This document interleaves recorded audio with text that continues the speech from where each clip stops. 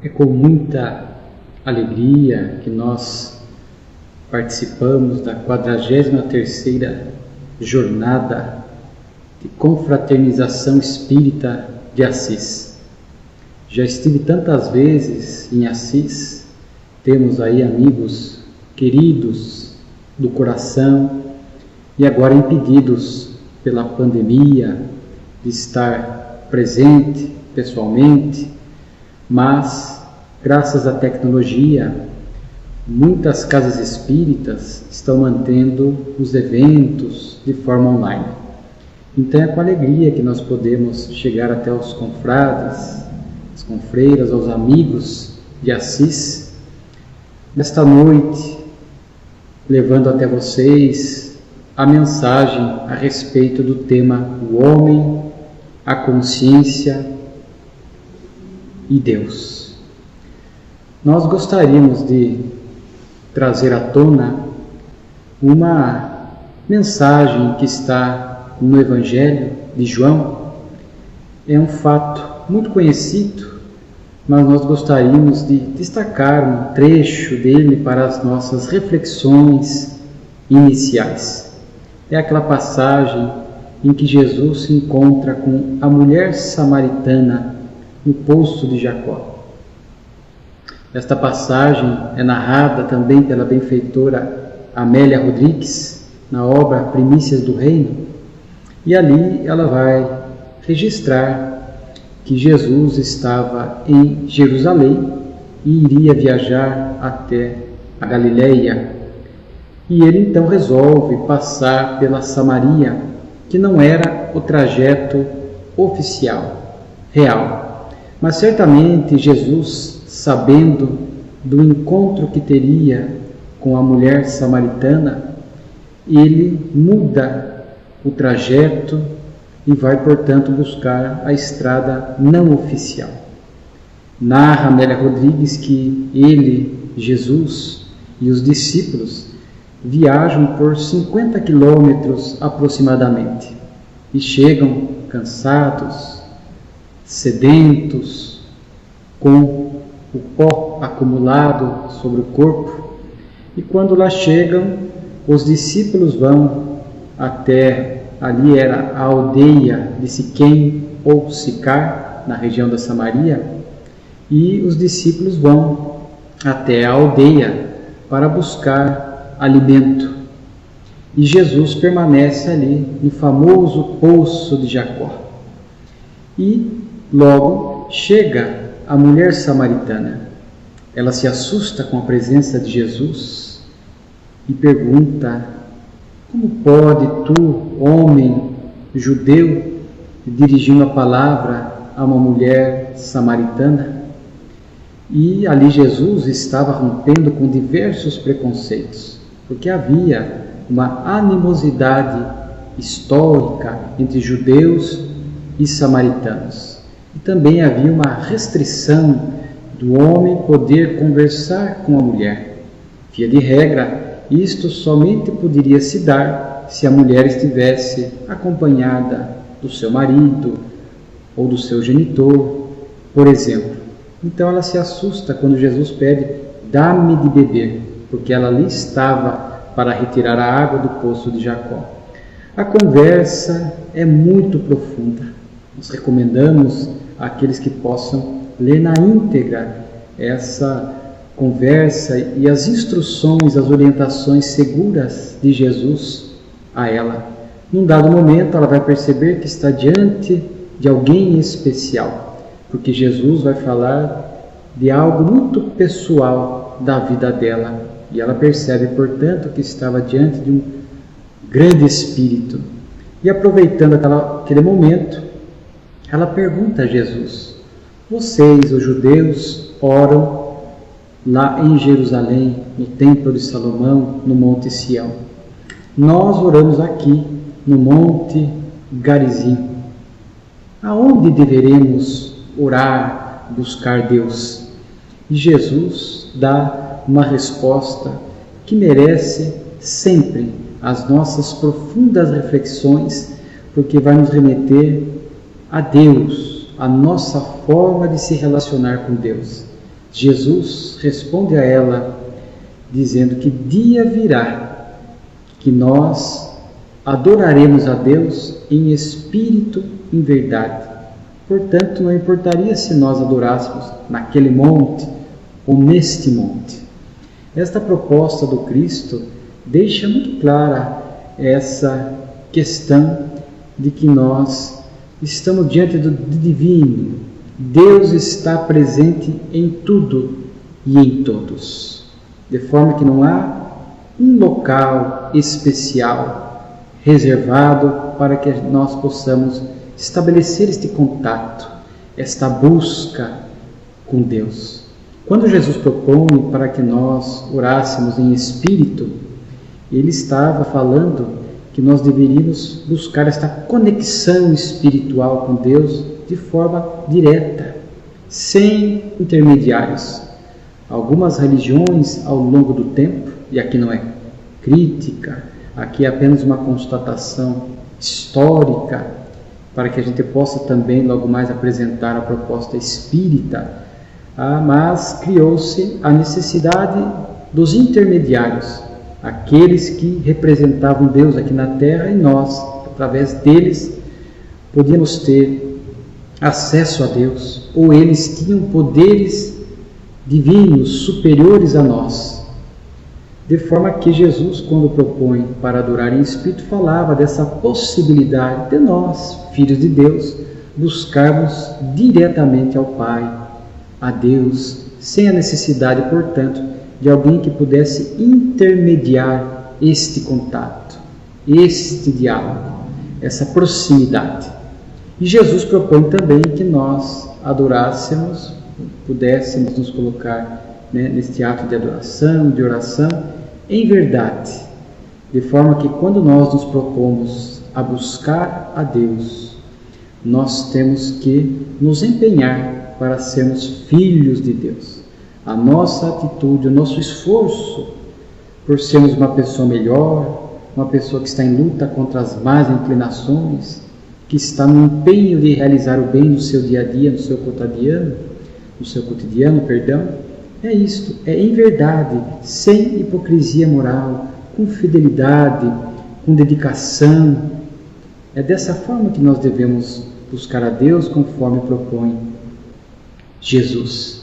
Mas é claro que se nós pudéssemos recuar um pouco no tempo, nós vamos perceber que o homem, desde tempos imemoriais, procura compreender este ente superior. O homem primitivo olhava à sua volta, olhava aquilo que ele não havia criado, aquilo que não partiu da sua mão. Ele olhava os astros, as estrelas, o sol, a lua, a natureza bela que os sustentava. E naturalmente que nós, primitivo, à época, perguntávamos quem criou, quem fez tudo isso? E porque ainda espíritos primitivos, naturalmente que o nosso nível de pensamento, de amadurecimento psicológico, não comportava compreender Deus àquela época, naquele contexto de evolução. De forma que nós começamos a conceber a ideia dos vários deuses, porque para nós é impossível que um único ser pudesse ter criado tudo aquilo que nós contemplávamos, aquela imensidão e de forma tão perfeita. E junto com isso, a mediunidade ainda muito primitiva, nós mantínhamos relação com os espíritos e acreditávamos que eles eram deuses, de forma que ali nasce essa crença em vários deuses, o Deus que cuida do sol, o Deus que cuida da chuva, o Deus que cuida da natureza, o Deus que cuida da família, e assim por diante. Então, de início, surge este pensamento dos vários deuses, que foi, ao longo do tempo, se incrementando, mas por conta da nossa imperfeição, naturalmente, que numa direção que não condizia com a realidade. Surgia a questão do Olimpo grego, a questão dos deuses romanos, a necessidade de bajulá-los, a necessidade de sacrifícios de animais, de seres humanos, de vidas humanas, sacrifícios vegetais. E muitos até hoje mantêm este nível de relação primitivo, achando que há necessidade de sacrifícios materiais para agradar este ser supremo.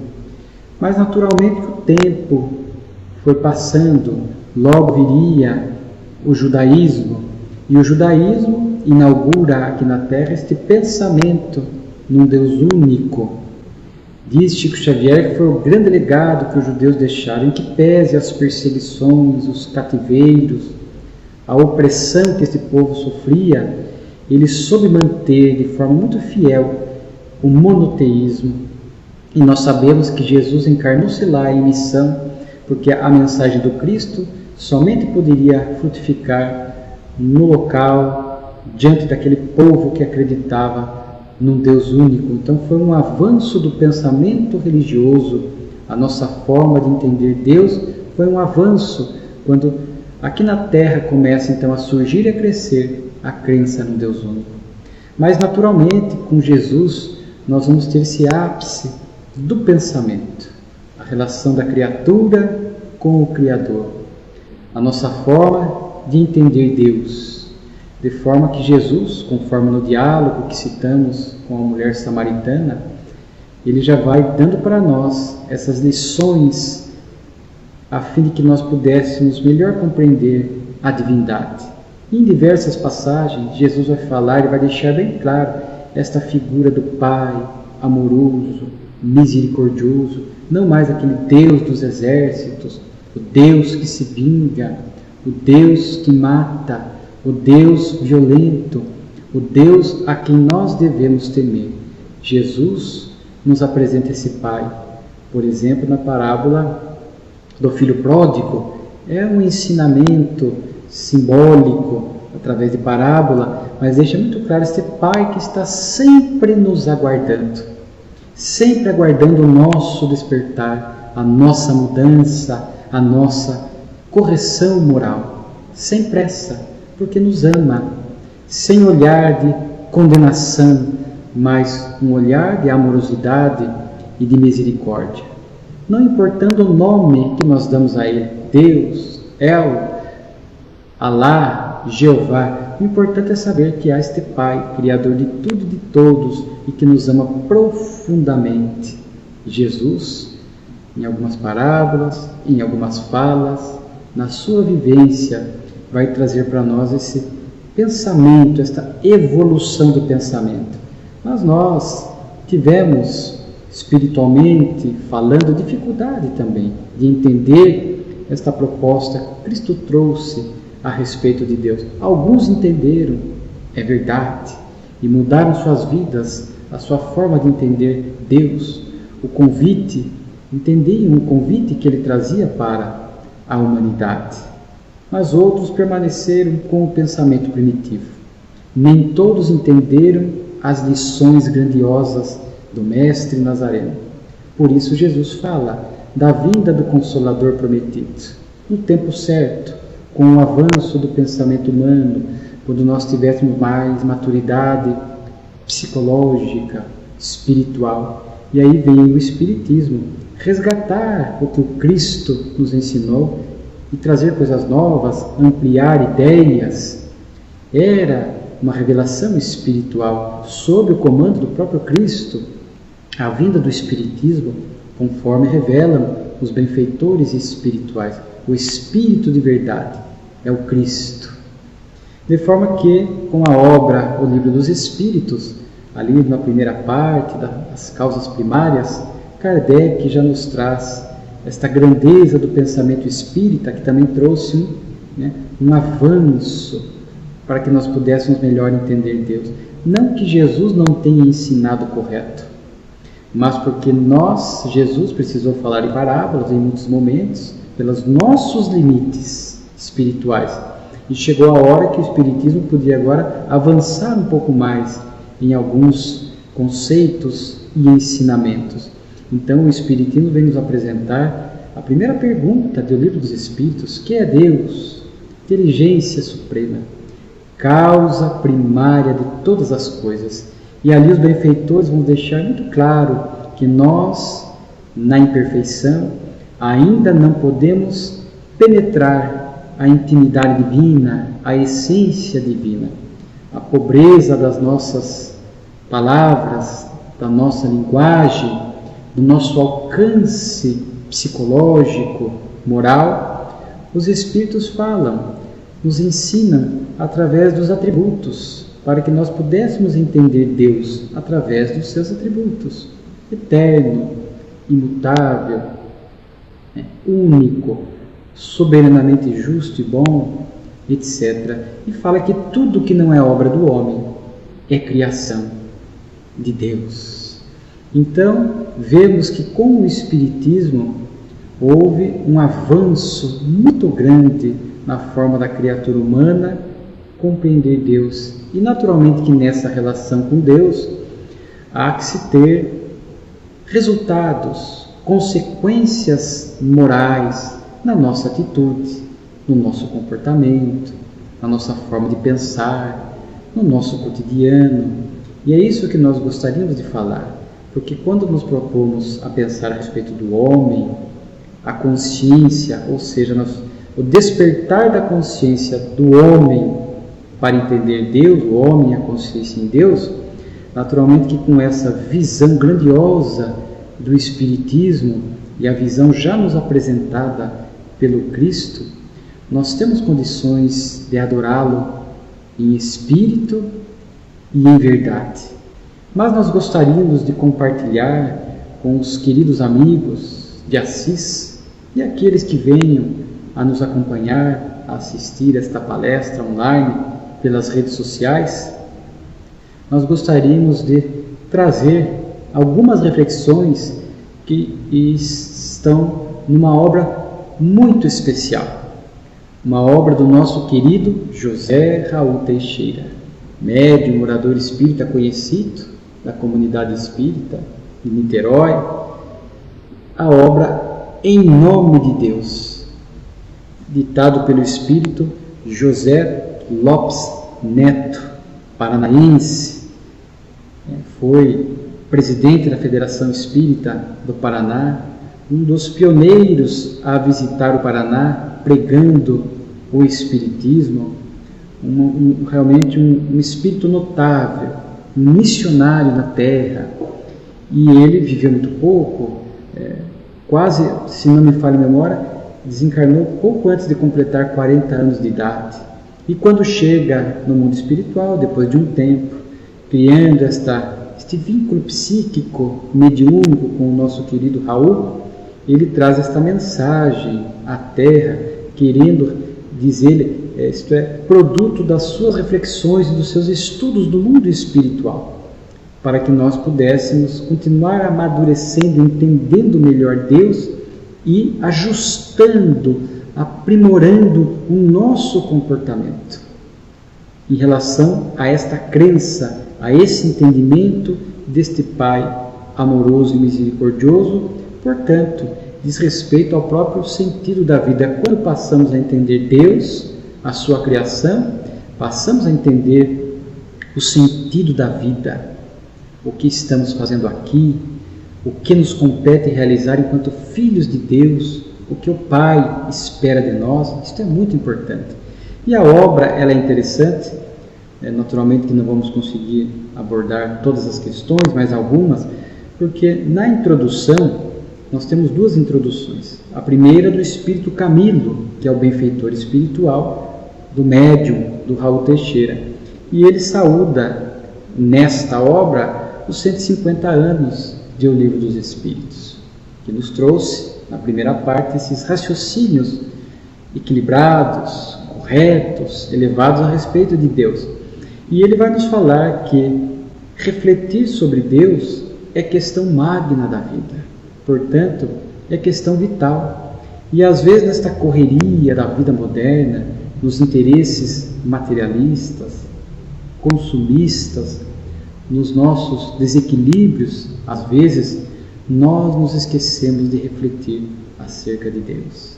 Nos esquecemos de criar esta adoração em espírito, direto, dialogar com o Pai, conversar, porque a prece que nós dirigimos a Deus é um diálogo sincero, honesto com Deus. Nós nos esquecemos às vezes de Deus na correria ou quando as nossas vidas estão relativamente ajustadas, equilibradas, estamos vivendo na Terra esta época de pandemia, né? Sempre é importante pensar e refletir sobre Deus.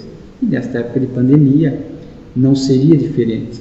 E ele fala, portanto, que nós deveríamos refletir e pensar, diz ele, sobre essa nova forma de pensar a divindade. Como nós dissemos, sem nenhum temor a Deus. Nós não podemos temer a Deus, temos que amar este Pai. Amar e nos permitir a transformação, o progresso intelecto-moral. E o Espírito José Lopes Neto, ele também na introdução vai nos apresentar esses pensamentos a respeito de Deus, né?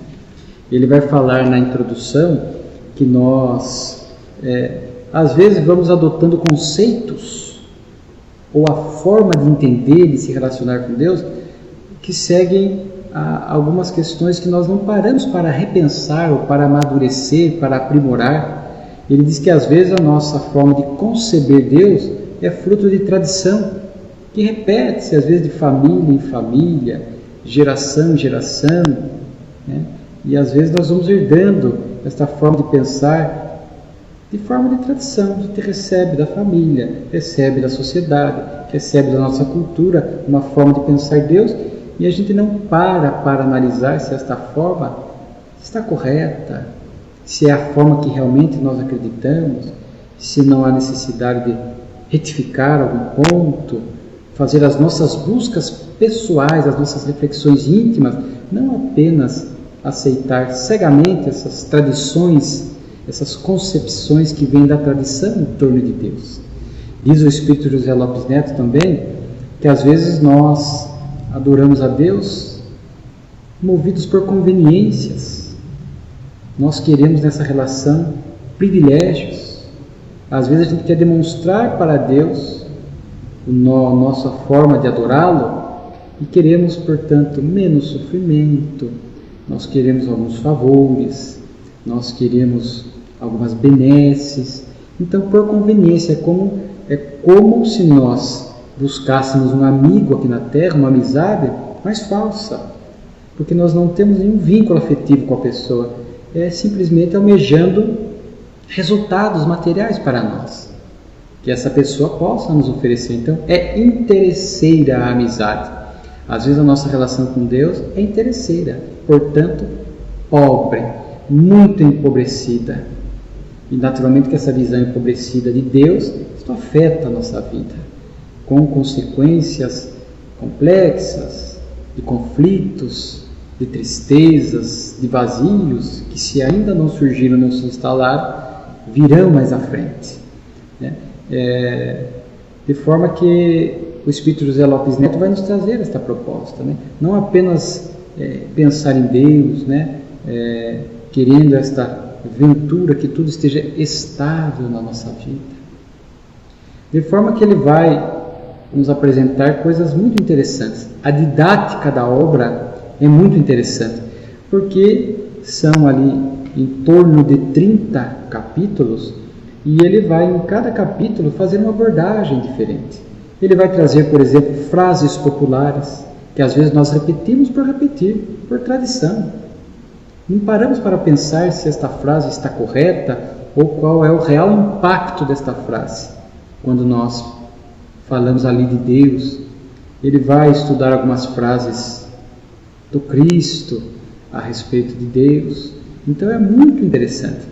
Uma dessas frases que ele traz na obra é aquela famosa, né, onde ele diz: Deus é Pai. Será que nós já paramos para pensar nessa frase? Deus é Pai. E a gente para em que sentido nós estamos fazendo esta afirmação? Que tipo de paternidade nós estamos atribuindo a Deus? Isso é muito importante, porque às vezes nós acreditamos ainda naquele velho conceito, né, antigo, né, arquétipo, que nós somos criados à imagem e semelhança de Deus de forma física. Então ainda temos algumas pessoas que quando pensam em Deus, pensam num ancião, numa pessoa de barbas longas, brancas, de muita idade. Mas quando nós pensamos que fomos criados à imagem e semelhança de nosso Pai, em termos espirituais, porque quando Deus nos cria, Ele deixa na nossa intimidade espiritual todo o seu potencial. Portanto, temos em nós o potencial divino para desabrochar através das experiências, das vivências, das lutas. Então vejamos que se temos o Pai, o seu potencial dentro de nós, todos estamos destinados ao progresso. É isso que o Espiritismo nos apresenta. Então nós entendemos esse potencial dentro de nós. Mas é claro, cabe o nosso esforço. Nós não podemos buscar como queremos aqui na Terra. Às vezes a gente quer um pai que mima demais, um pai que protege demais, um pai que nos isenta de todas as lutas, um pai que somente nos proporciona facilidades e mimos. Se nós vamos transportar esta relação, que está equivocada, mesmo em termos terrenos, para a nossa relação com Deus, naturalmente que o nosso pensamento está equivocado e vamos ter frustrações, porque teremos lutas na vida. Jesus diz: no mundo tereis aflições. E muitas pessoas, quando mantêm este nível de relação empobrecido com Deus, quando surgem as lutas seguidas, dificuldades, acreditam o quê? O Pai me abandonou, o Pai se esqueceu de mim. Então nós temos que entender esta frase: Deus é Pai. E quando nós falamos de um Pai, na verdadeira acepção da palavra, que ama verdadeiramente, um Pai que ama verdadeiramente, o que ele propicia para os seus filhos? Vamos pegar inicialmente família aqui na Terra, mas com essa proposta de um pensamento equilibrado. O pai, ele cria o seu filho, fornece-lhe, portanto, o corpo físico. Ele vai ter que educar corretamente este filho, tomar-lhe as lições, corrigir quando necessário e acolher. Este é o papel. Pai, mãe, daqueles que cuidam de nós, dos nossos tutores, dos nossos responsáveis legais. Este é o ideal que se espera, embora nem todos façam isso aqui na Terra. Mas quando nós falamos de Deus, tudo isso se manifesta de forma plena, absoluta, permeada pela amorosidade imensa de Deus para com todos os seus filhos, independentemente de crença religiosa, de nível de evolução, etc. Então, Deus nos criou, nós sabemos, espiritualmente falando. Deus nos criou princípios espirituais, simples e ignorantes, a todos, e passamos pelas experiências evolutivas, os reinos inferiores da criação, o mineral, o animal, o vegetal, o animal, até chegar no nominal. Portanto, vemos que o Pai não criou privilégio para ninguém, todos criados iguais, uns mais antigos, uns mais novos. Por isso essa diferença evolutiva que nós notamos nas pessoas. Por exemplo, comparando Jesus conosco, é um espírito muito mais antigo que fez a sua evolução. Ou aqui na Terra, as diferenças morais, aqueles que são mais antigos, ou se esforçaram mais, agiram mais corretamente, fizeram conquistas morais.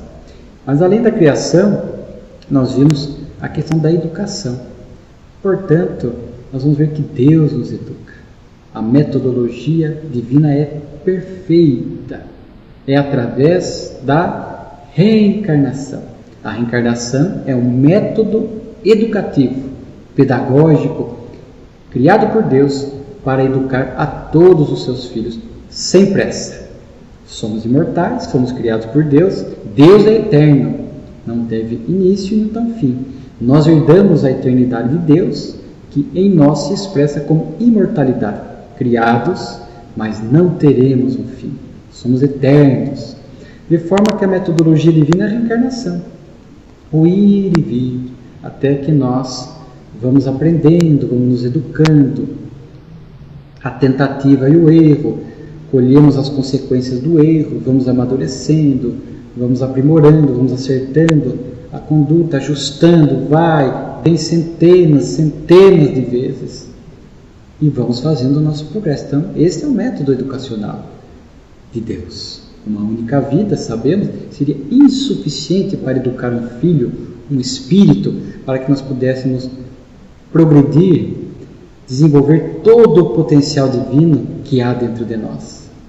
E além da educação, conforme nós falamos, vai tomar uma lição.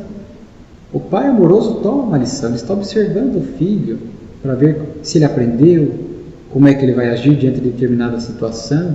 Então ali nós vamos ver, são as provas da vida. O Espiritismo não fala das provas, portanto, é a forma de Deus tomar as lições.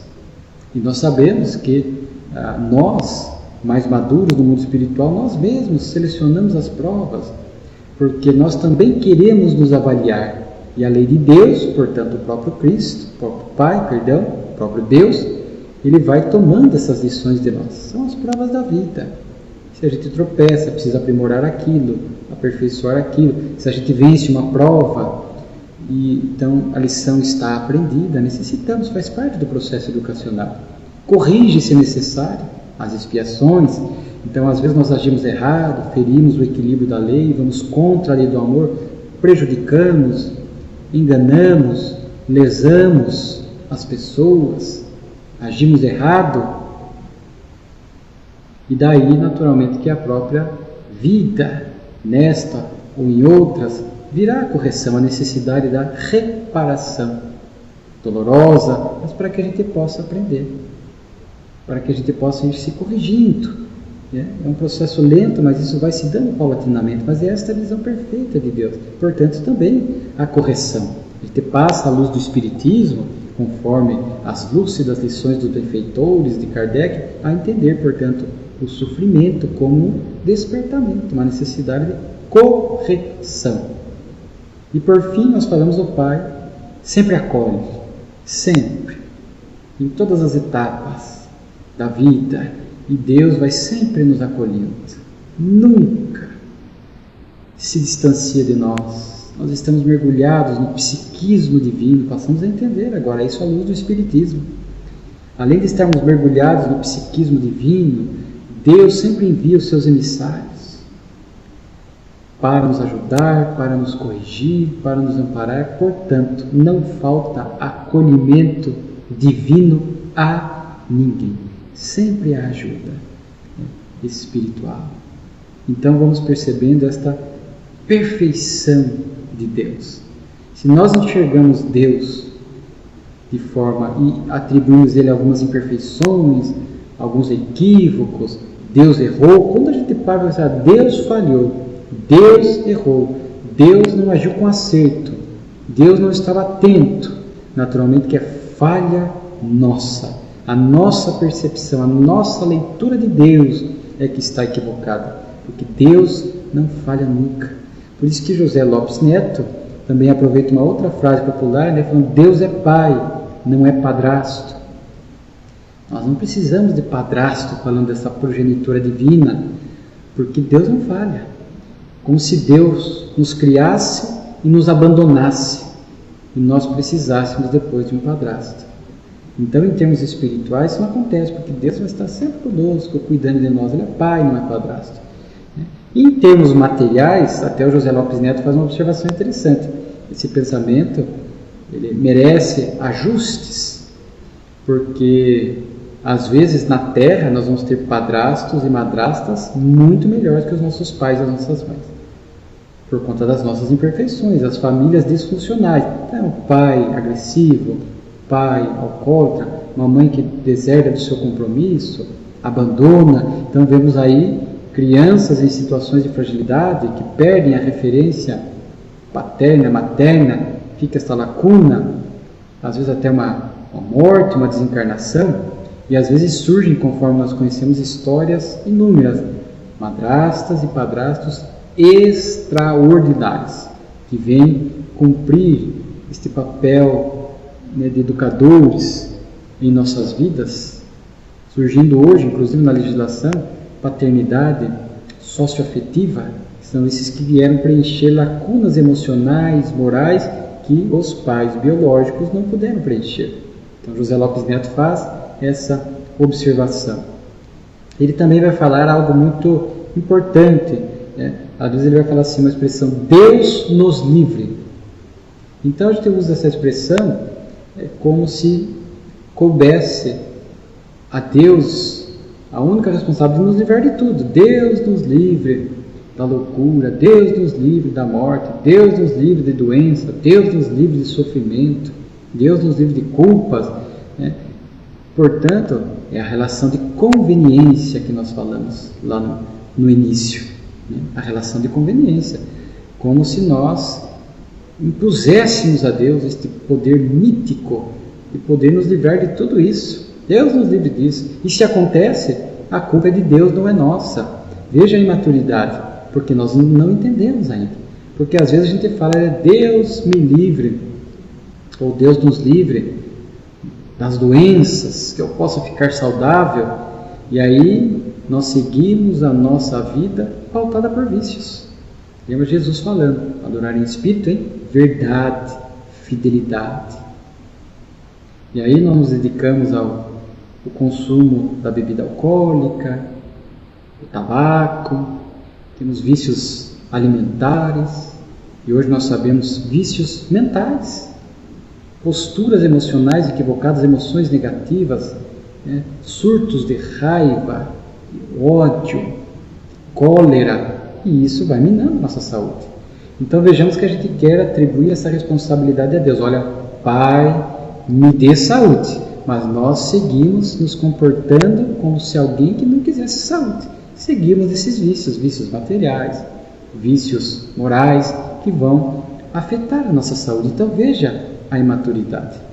Então cabe a nós, naturalmente através dos bons hábitos, fazer todo o esforço necessário para uma saúde equilibrada. E mesmo quando surge a doença, estamos diante de uma prova ou de uma expiação, conforme vamos aprendendo com o Espiritismo. E nem por isso é porque o Pai nos abandonou, é porque agora, por conta das nossas ações do passado, é necessário que Ele tome lições, ou é necessário que nós retifiquemos, reparemos determinados pontos que lá atrás nós fizemos mal feito. Então a gente passa a entender essas leis de Deus que estão em nossa consciência, mas muitas vezes esquecidas, distorcidas, amortecidas pelo nosso primarismo espiritual. Então é necessário despertar essas leis que já estão em nós, desenvolvê-las, entendê-las e modificar o nosso comportamento. Deus, né, nos livre da morte, como se fosse possível. A imortalidade biológica não é. Nós sabemos que a morte, ela é algo fatal em nossa vida. Não somos o corpo, somos seres imortais em aprendizagem aqui na Terra. Então a morte é pedagógica, é necessária, ela nos projeta de volta ao nosso verdadeiro lar, ao mundo espiritual. Então, e muitas vezes a gente fala, Deus nos livre da morte. A gente vai dirigir e corre 150 por hora, 170 km por hora. Os vícios, conforme nós falamos, que também vão nos aproximar da desencarnação. Não tomamos os devidos cuidados. Nesta época de pandemia, de coronavírus, somos descuidados, não tomamos as precauções que as autoridades da saúde recomendam. Daqui a pouco corre-se o risco de contrair a Covid-19 e desencarnarmos na condição de suicidas indiretos por descuidos. E aí a gente fica, Deus me livre da morte. Mas será? Temos que nos preparar para a morte, sem ficar pensando nesse tema a todo momento. Mas vejamos a nossa imaturidade psicológica. Deus, às vezes pedimos assim que Deus nos livre da culpa. Ele sabe que a culpa produz em nós, às vezes, danos, prejuízos, são essas culpas improdutivas. E às vezes continuamos com erros, continuamos com falcatruas, continuamos nos equivocando, continuamos dando motivo para que a culpa se instale em nós. E a gente quer que Deus nos livre da culpa. quando a tarefa é nossa. Veja a maturidade, nós estamos, na verdade, é a lei do menor esforço. Nós queremos transferir para Deus responsabilidades que são nossas aqui na Terra. Então vamos pedir que Deus nos livre disso, Deus nos livre daquilo, Deus nos livre da loucura. E às vezes nós continuamos mentindo, caluniando, com surtos de ira, de cólera, afetando a nossa saúde mental. E entramos nesses estados de loucura. Às vezes não é aquela loucura clássica de antigamente, que nos levava ao hospital psiquiátrico, mas é a loucura no sentido perda de serenidade, perda de equilíbrio. Então vejamos, né, o quanto nós temos que amadurecer. Diz ele, Deus os abençoe. E a gente fala às vezes bem intencionado, mas precisa ver o que passa em nossa mente. Porque nós queremos, Deus o abençoe, que a pessoa não quer nada de ruim aconteça a ela, que tudo dê certo na vida dela, que não tenha nenhuma dificuldade em nenhum campo. Mas será que é isso? É isso que aquela pessoa precisa? Deus sabe o que é melhor para nós. Então, na verdade, às vezes a gente vai repetindo essas frases sem pensar no verdadeiro conceito, né? A gente passa agora a entender que Deus vai permitir que aconteça a elas e a nós aquilo que é melhor para o nosso aprendizado, para o nosso progresso. E às vezes será doença, às vezes será dificuldades, será desafios adicionais que fazem parte da nossa pauta evolutiva. Então, Deus nos abençoe, a gente tem que pensar que Deus nos dê força para o que vier. Nós não sabemos o que vai acontecer conosco amanhã. Claro que muitas coisas nós vamos amontoando em nossa vida pelo mau uso do livre-arbítrio, pelas escolhas equivocadas, mas Deus permite, não foi Ele que desejou. O mal não é obra de Deus. O mal não é obra de Deus. O sofrimento não é obra de Deus. O mal, o sofrimento decorrem das nossas imperfeições.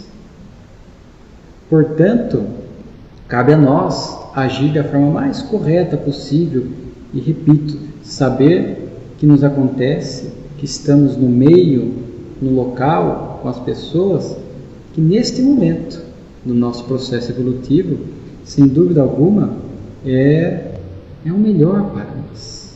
É o melhor para nós. Então vejamos aqui, existem muitas frases populares, né, que José Lopes vai resgatar na obra, né, e vale a pena a leitura. Trouxemos aqui 2, 3, só para que a gente veja o quanto nós precisamos amadurecer a nossa forma de entender e de nos conectarmos com Deus profundamente, né, sem dúvida alguma. Existe aqui também, o Espírito José Lopes Neto resgata uma cantiga, uma oração antiga, com Deus me deito, com Deus me levanto. E a gente para pensar, será que eu estou me deitando com Deus? Será que a minha vida durante o dia foi em verdade fiel? Não que não tenhamos erros, não falhamos, mas pelo menos o esforço, como diz Kardec, né, por ser uma pessoa melhor, porque nós não podemos nos comprazer nos vícios, nos equívocos, as paixões desgovernadas, nessa vida prazer por prazer, correria da vida moderna, preocupar-se apenas com o material, não. Então não adianta levar uma vida com essas características, esquecendo-se da nossa essência divina e depois querer se deitar com Deus. Fazemos uma prece improvisada, querendo que Deus naquela noite nos guarde.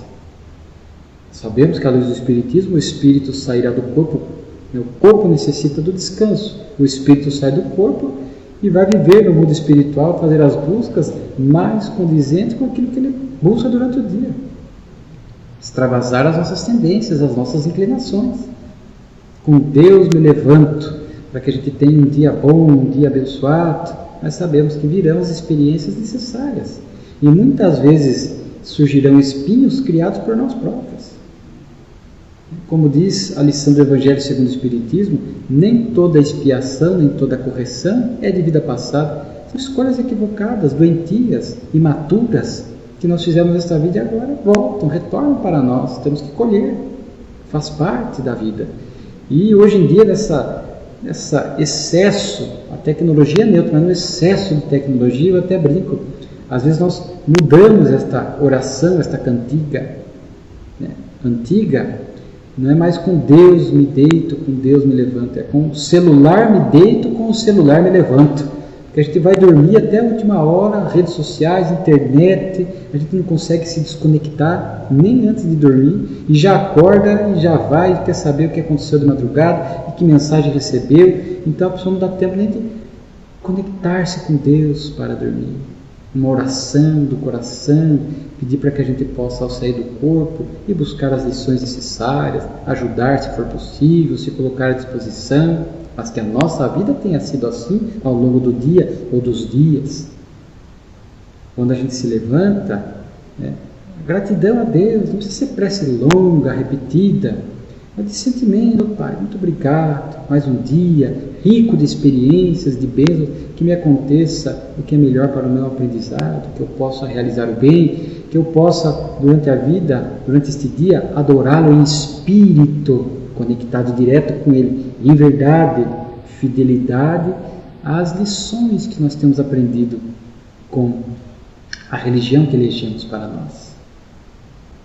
Portanto, nós vamos e precisamos ainda amadurecer muitos aspectos da nossa relação com Deus. São tempos muito especiais, esses tempos da Terra, de transição, de lutas. Como o nosso querido Divaldo Franco às vezes repete em palestras, o homem tem perdido o endereço de Deus. Muitos de nós perdemos o endereço de Deus. Nos distanciamos. Ele não se distancia de nós, mas é nós que, mesmo mergulhados no psiquismo, nos desconectamos, nos isolamos momentaneamente de Deus, mas Ele está conosco sempre, enviando socorro, enviando ajuda que chega às vezes por um problema, por uma dificuldade, através de um amigo. N formas Deus vai chegando. São tempos realmente de muito consumismo, de muita correria, de muito materialismo. Muitas pessoas, mesmo portadoras de religião, se permitem condutas dessa natureza, e vem a pandemia, os flagelos, para que a gente possa refletir um pouco a respeito do que temos feito na nossa vida, como anda a nossa relação com Deus, como anda a nossa relação com a nossa religião, para que a gente possa, nesses momentos, orar. Quando a gente vai orar a Deus, realmente nos sentimos acolhidos, amados por Deus. Repito, temos que tirar todo esse medo, esse temor de Deus. Não temos por que temer Deus. Sentir este amor de Deus, a presença de Deus, e a fim de que a gente possa ir, sem dúvida alguma, vivendo em verdade, com fidelidade. Era isso também que José Lopes Neto, ao resgatar algumas frases de Jesus, eu e o Pai somos um só. José Lopes Neto vai refletir sobre esta frase. Então vejamos que quando Jesus fala isso, ele não falava que era Deus. Respeitamos a figura daqueles que acreditam na Santíssima Trindade, mas para nós espíritas, Deus é o Pai. Jesus é filho como nós, mais experiente, muito mais evoluído, o governador espiritual da terra, o modelo e guia das nossas vidas, mas o filho mais antigo, que cuida de nós, os filhos mais novos. Então, quando ele fala, eu e o Pai somos um só, porque ele tinha esta conexão com Deus. Ele vinha amando do Pai, como ele disse, trazer as lições de Deus para nós aqui da Terra. Então havia um perfeito sincronismo, uma conexão entre o Cristo e Deus. E nós precisamos buscar esse sincronismo agora com Jesus, como Paulo fala, já não sou eu que vivo mais, é o Cristo que vive em mim. E ao criar esse sincronismo com o Cristo, nós estaremos também intensificando a nossa conectividade, o nosso vínculo profundo com Deus, para poder falar, eu e o Pai somos um só. Porque agora nós passamos a entender este potencial divino, o sentido da vida, a necessidade de nós trabalharmos, agirmos, mas delegarmos para Deus facilidades, conveniências, mas de entendermos que a vida é feita de conquistas, de lutas, e precisamos refletir sobre isso nessas épocas da Terra, essas épocas de transição, épocas de pandemia, precisamos fazer esta viagem interior para buscarmos este melhor entendimento a respeito de Deus, para que nós possamos nos tornar filhos um pouco mais maduros, para que Deus também possa contar conosco nas suas obras, nas suas realizações, porque Deus se utiliza da criatura humana para ajudar outras criaturas humanas. Por isso, para encerrar a nossa fala, José Lopes Neto resgata uma frase que está em O Evangelho segundo o Espiritismo, os Trabalhadores da Última Hora, quando Deus procede ao censo, com C, dos trabalhadores fiéis, dos filhos fiéis, procede ao censo. Portanto, quando nós estamos nesta caminhada, esta conexão, vivendo em espírito e verdade com o Pai, e vamos fazendo brilhar a nossa luz, como disse Jesus, para que a nossa luz possa demonstrar ao próximo a grandeza do Pai, as obras de Deus, Deus possa contar conosco, porque Ele faz esse censo. Os benfeitores sabem com quem eles podem contar aqui na Terra, e é um momento de muita luta, de muito sofrimento, de muita angústia de pessoas que perderam o endereço de Deus. E se nós nos colocamos nessa condição de seres um pouco mais lúcidos, um pouco mais conscientes, que procuram vivenciar o bem, estabelecer essa conexão com o Pai vai poder contar conosco para que nós possamos enxugar lágrimas, acolher pessoas, socorrer outros, a caridade material, a caridade moral. E isso nós vamos percebendo que daí nós estamos realmente agindo como filhos de Deus. Temos agido como filhos de Deus? Esta é uma pergunta muito importante. Então vemos que esta obra do nosso querido Raul, as obras da codificação, que tratam da temática Deus, essas lições do Cristo, nós vamos, portanto, amadurecendo. Nós, criaturas humanas, despertando a consciência, iluminando a nossa consciência para o entendimento de Deus, da vida, de nós próprios, a fim de que possamos realmente progredir. Portanto, nós profundamente agradecidos pelo convite dos amigos de Assis, participando dessa jornada, aqui deixamos esta mensagem e a nossa profunda gratidão a Deus por ter nos criado, por estarmos reencarnados, pelo contato com a doutrina espírita, por conhecermos as lições belas do Evangelho, entendermos a grandeza do Cristo. E tudo isso vai desaguando, vai repercutindo em nossas vidas, a fim de que nós possamos, no nosso cotidiano, na atitude mais simples, uma contemplação da natureza, uma conversa com o próximo, até as atitudes mais desafiadoras da vida, nós possamos sempre ali estar conectados com Deus, portanto, vitalizados, porque banhados pelo seu pensamento, pelo fluido cósmico universal, como dizem os Espíritos, e conectados, entendendo esta relação, nós nos banhamos desses recursos vitalistas que Deus coloca à nossa disposição, para que sempre animados, sempre alegres e sempre dispostos a trabalhar na vinha do Pai, que é a vinha do amor, a vinha do bem, a vinha da retidão, a fim de que possamos, portanto, desabrochar esses valores divinos que estão em nós.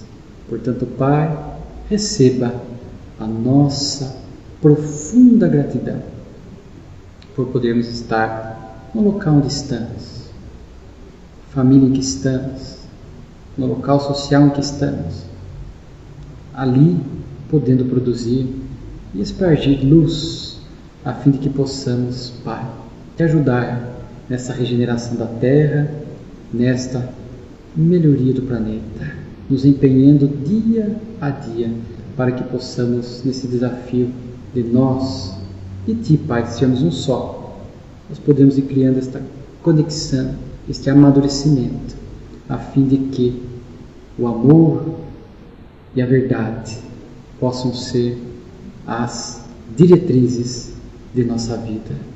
Portanto, Pai, nos despedimos em paz e deixamos o nosso abraço àqueles que puderam nos acompanhar. Que assim seja.